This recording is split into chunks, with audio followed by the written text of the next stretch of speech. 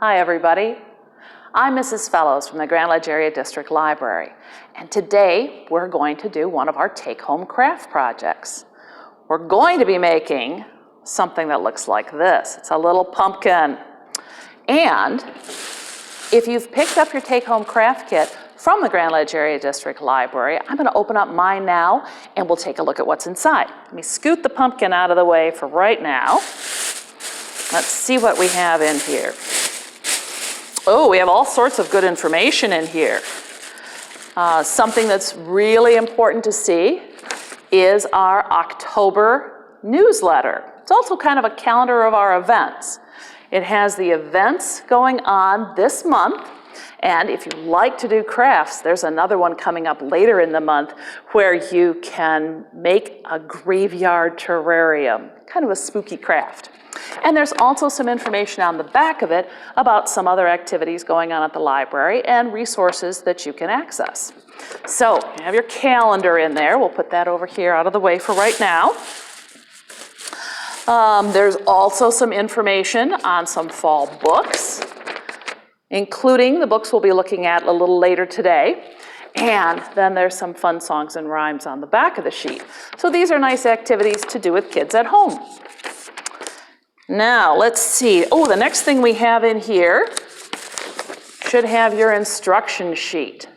And this is our pumpkin toilet paper roll craft. And we have some thanks to sassydeals.com who created some of the artwork for this and some of the instructions. So I'm going to put this down because we're going to follow along on this. On the sheet, it tells us there are some materials we need. It says we need an empty toilet paper roll. And it does say one or more, depending on how many of the little pumpkins you want to make. We'll just do one today. Then you have some sheets of orange paper. And what we've done is actually prepared some of the material for you by taking full sheets of construction paper and cutting them down a little bit. So there's a half sheet, and we'll be using that with our toilet paper roll in just a minute. Now let's see, we also need a sheet of green construction paper. That'll come up a little later. I'm going to set him a little bit off to the side. And let's see, a green pipe cleaner chenille stem. I'll put him off to the side. And that's just a little fuzzy thing to do some trimming decoration work with. It does say in the instructions to use glue, but I found it was really quite easy just to use tape. So we have some Scotch tape, and I hope that you have some at home. And we also have some scissors. We'll need that. Now, in the instructions, it will tell you that you need to cut orange construction paper into strips. We've done some of that for you, but if you want to make more pumpkins, you of course just take that full sheet of orange construction paper and cut it into the strips that you need. So I'm going to set those down here. And we also mentioned that you could use some optional decorating items. Once your pumpkin is made, you could use a marker, you could use glitter, you could color on it, you could stick googly eyes on it. There's all kinds of different things that you can do to change it from a pumpkin into a jack-o'-lantern or make it a really special looking pumpkin. But those are all things that you can add at home. We'll just do the basic part today. So, the first step in our process tells us, and that's right on this back side of that first sheet, that we need to trim the toilet paper roll. So we're going to cut a little piece off it. That's going to be our stem later. Let's see if we can get this back in the picture. So we're going to cut off the part where we're going to make our stem. So I'm going to squish this down a little bit and cut a chunk off of it, and it's going to look kind of like this. Oof. There. So now I got a little shorter toilet paper roll, and I have a little piece for the stem, and I can trim that up if I want to fiddle with the shape on that. So now I'm going to sit this off to the side because we're not going to use him right away. The next thing we're going to do, and I do have to move my pumpkin again, is to get the toilet paper roll to be orange as well. Now, as we build this, we want it to be able to sit level, like this little guy does. So there's a couple of things that we're going to do to make sure that happens. And I'm trimming the top of this, but I'm always going to keep that bottom untrimmed because I know that's level. Now, we take the roll of toilet paper, the toilet paper roll, and we're going to wrap orange construction paper around it. And the instructions show you how to do this. What they suggest is glue, but I thought tape worked really well.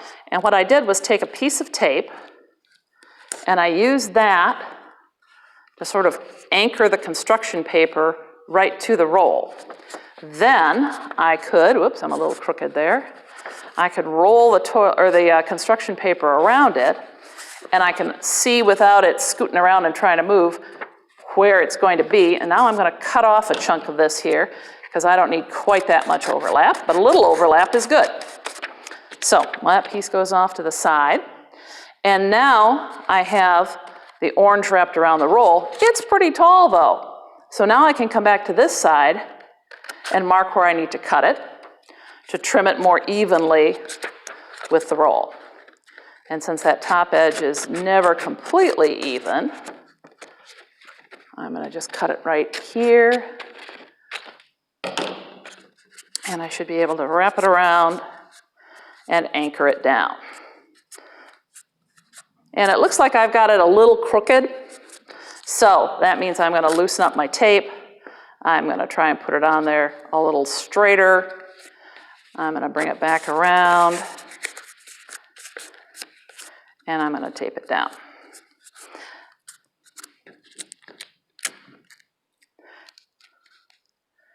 And I'm just taping it together on there. So now it should still sit pretty straight. It's going to stick up a little bit on the sides here, but that's not going to be a problem because we're going to do something else with that in just a minute. So the instructions will tell you that now is a good time to cut your strips. Since we already have them, we can get started on that. And what the pumpkin does, and I did some of these strips a little better than others, but you're looking to have the strip attach flat at the bottom and build a curve to the top. And to get that curve at the top, you're going to tape it inside the roll and then flat to the bottom. And it shows that right in the instructions. So I'm going to take a couple of pieces of tape, and I sometimes prepare my tape ahead of time. I'm going to slide it right in here and then tape it down and then bring it around here. So I've got the first one is inside. Or the top one, I guess, is the better way to refer to that. Now I'm going to put it on the bottom, but I'm going to tape it flat to the bottom. I found that to be a little tricky. So if you have some trouble with that, don't get frustrated. It's not always easy to do. And what I did was take a piece of tape, put it on there, and set it kind of right at the edge, and then tape more of the tape goes inside this time and less of the paper. On the top, pretty good amount of paper goes inside, and that's what helps us get our little shape. So now we're going to work our way around, and we're going to tape these in. And what I like to do is I kind of went back and forth, so I put the second one right across from the first one, and then brought that down and taped it. And you can see that these strips of paper, these may feel a little wide to you. You might think to yourself, gosh, you know, that's making pretty wide strips. Maybe I want my strips to be narrower. That's not a problem. You can just take your scissors, cut any of these in half, make a narrower strip, and then your pumpkin will have perhaps more pieces around it, but they'll be narrower, and you might like that effect much more. See, this is going to be a little cozy to get this one in here, but I think I can do it. So I'm going to put him right in there. I need to tape him down. Oops, he moved on me.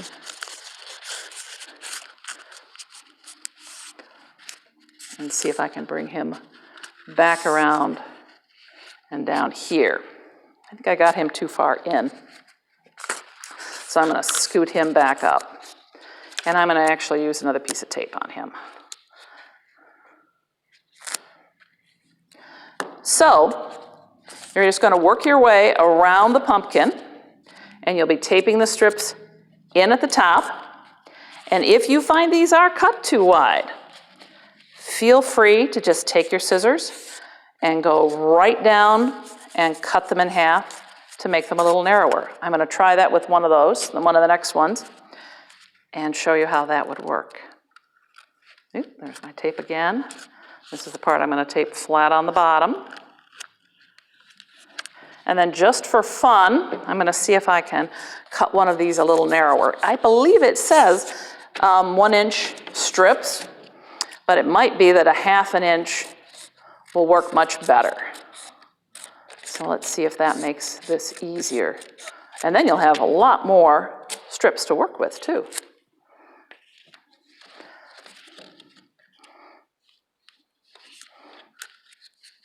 So he's going to go in there and around the bottom, and I think I would definitely recommend cutting those just a little thinner.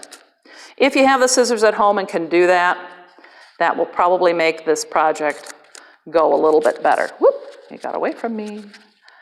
And I'm going to tape him down on the bottom here, and then we'll go on to the next step. So that's really just 4 in there. And you're going to be able to move these around and kind of bend them a little bit to get the shape that you want out of your pumpkin. Now the next step to this is we have to do some trims. So you would go ahead and put probably 4 more at least on there, so you've got to look very similar to this one. I'm going to skip that step right now so that we can move right along, and I'm going to show you what it looks like when we get the stem attached. And in the instructions, it shows us that this is what we're going to use for our stem. And we're back again to that piece of tape. So the piece of tape is going to hold the stem in. And you're going to put him down in the toilet paper tube at the top. And he's going to stick out just a little bit. So he's the stem of your pumpkin. Then the stem needs to have a friend in there. And the friend comes out of the green piece of paper. That's a leaf. So we're going to freehand cut kind of a leaf shape. Hope I can get a good one with a little point. And bring him back around this way and down. And you can make your leaf look like any shape that you like. He's just in there to add a little extra decoration. So he also goes in the top and gets taped down. And he can stick up a little bit like that. And then the last trim that we have in the kit for you is the chenille stem. And that you can wrap around a pencil, wrap around your finger, wrap around whatever you like to give yourself a little corkscrew. And the chenille stem, or pipe cleaner, can go anywhere you like on the top of your little pumpkin. So that's our pumpkin craft. And you'll end up with something like this that looks like it's got the leaf, the stem, and all of the parts of the pumpkin. And your extra strips of paper, you can cut them in half, and then you have enough to make 2 pumpkins in here, because those are, I think, certainly a little wider than is easy to use. So I hope you enjoyed that. I hope you have fun making your pumpkins and decorating them. If you want to take pictures of them and send them to us, let us know, because that would be a wonderful thing. We'd love to see the things that you come up with. Now, we'll take a quick step, because we're going to go over and now read the stories that we've selected for today. Now we have some books to talk about.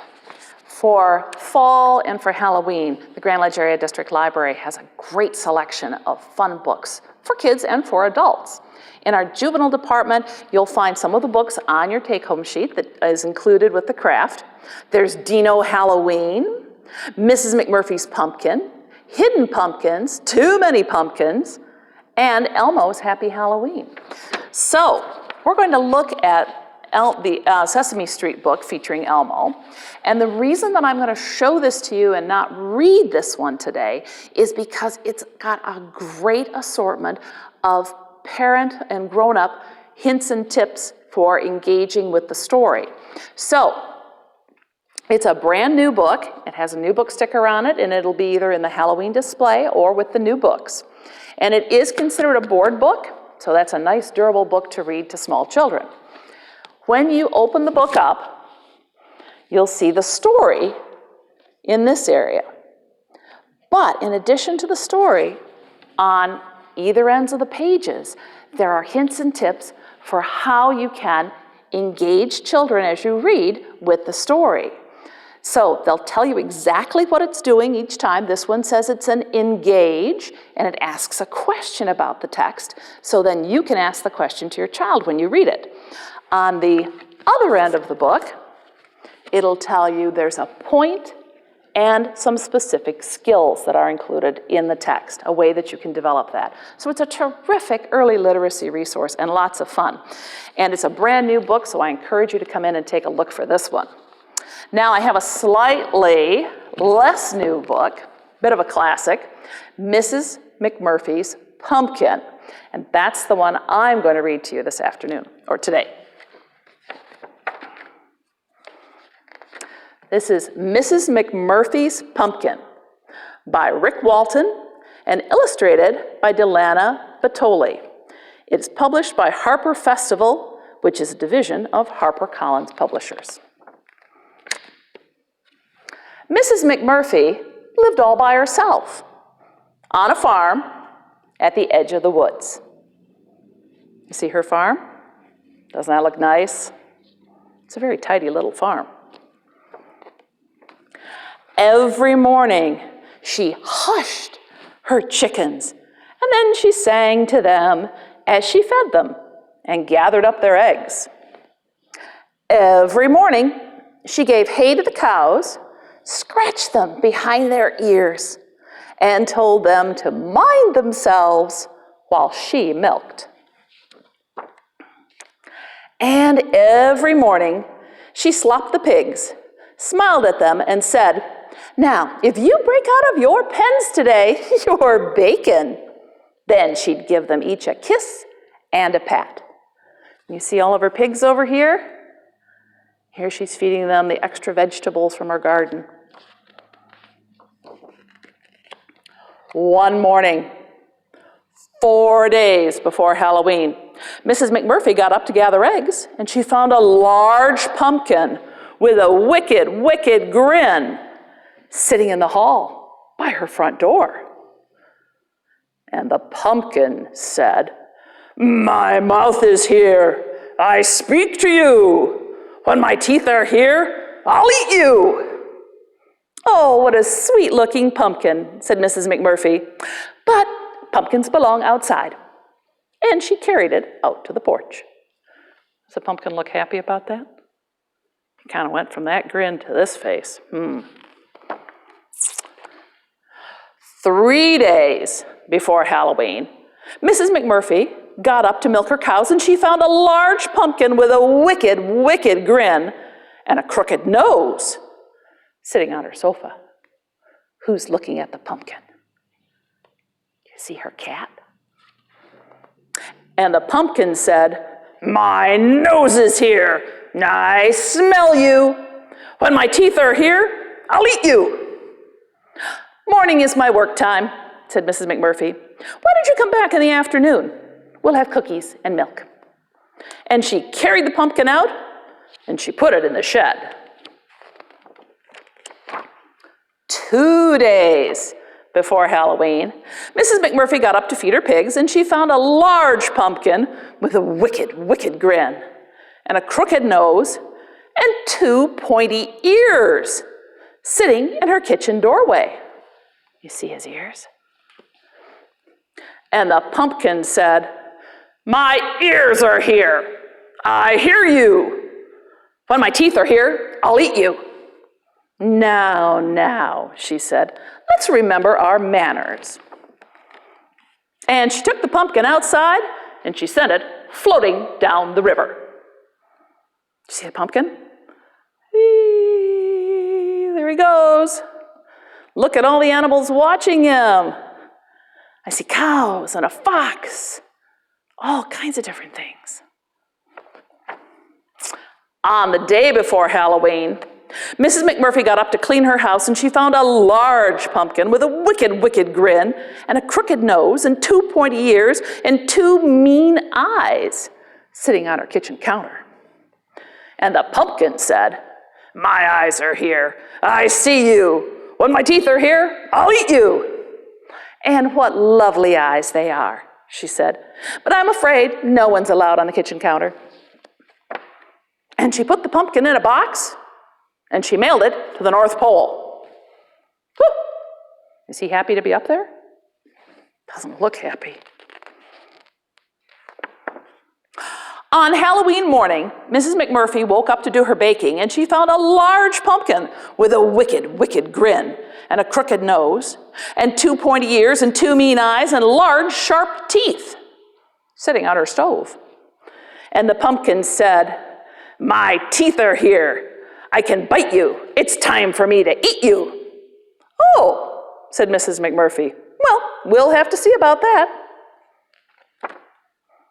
And that night, when the ghosts and the monsters and the princesses stopped at her door for trick-or-treat, Mrs. Murphy fed them each a thick slice of warm, sweet pumpkin pie. I think she was very clever. Thank you for joining us for our craft and our story today. Have a fun fall and a happy Halloween.